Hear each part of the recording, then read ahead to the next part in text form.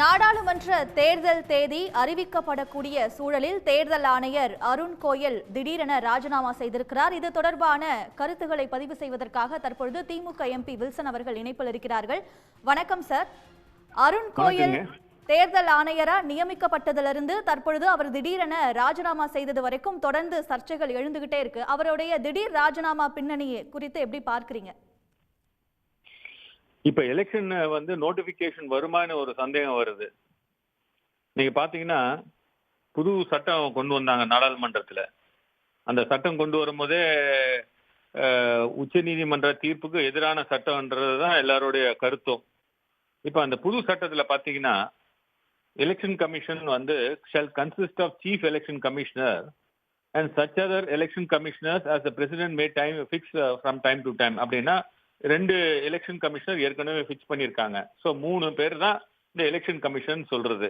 இப்போ இந்த அப்பாயின்மெண்ட் எல்லாம் பாத்தீங்கன்னா அந்த சட்டத்துல அதுல ஒரு சர்ச் கமிட்டி வைக்கிறாங்க. அந்த சர்ச் கமிட்டி யாருன்னா மினிஸ்டர் ஆஃப் லா அண்ட் ஜஸ்டிஸ்ல அவரும் ஒரு 2 செக்ரட்டரியும் சேர்ந்தவங்க தான் சர்ச் கமிட்டி.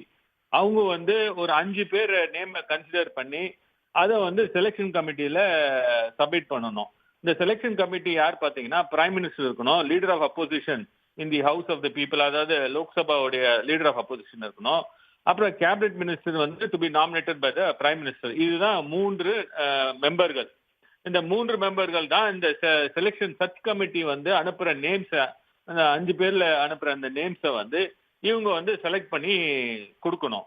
ஸோ இப்படி பார்த்தீங்கன்னா இந்த சர்ச் கமிட்டி, இந்த செலெக்ஷன் கமிட்டியும் இந்த சர்ச் கமிட்டியும் இப்போ இன்னும் கான்ஸ்டியூட் பண்ணாம வச்சிருக்காங்க.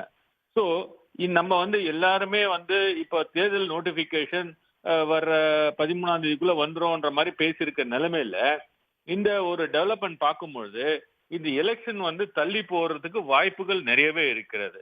ஏன்னா நீங்க இந்த கமிட்டி எல்லாம் ஃபார்ம் பண்ணி வரணும். இதெல்லாம் இன்னைக்கு உச்ச நீதிமன்றத்துல இதை எதிர்த்து வழக்கு தாக்கல் செஞ்சாலும் அது ஸ்டே இல்லை. ஸோ அதனால இந்த கமிட்டி எல்லாம் ஃபார்ம் பண்ணணும்.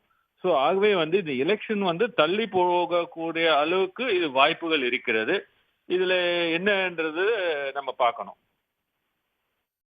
இணைப்பில் உங்கள் கருத்துக்களை பகிர்ந்து கொண்டமைக்கு நன்றி. உடனுக்குடன் செய்திகளை தெரிந்து கொள்ள சன் நியூஸ் பெல் ஐகானை கிளிக் பண்ணுங்க.